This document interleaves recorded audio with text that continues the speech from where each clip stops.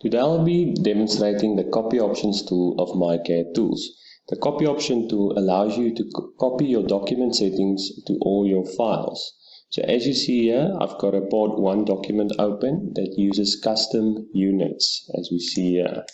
And I want to apply these settings to some files, which actually use the MMGS settings.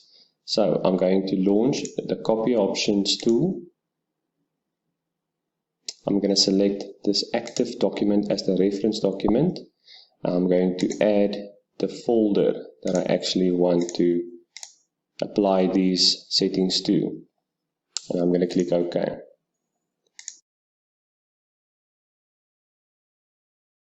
And as quickly and as easy as that, I have copied my document settings to the files that I've just chosen. So just to verify, if I actually open one of them,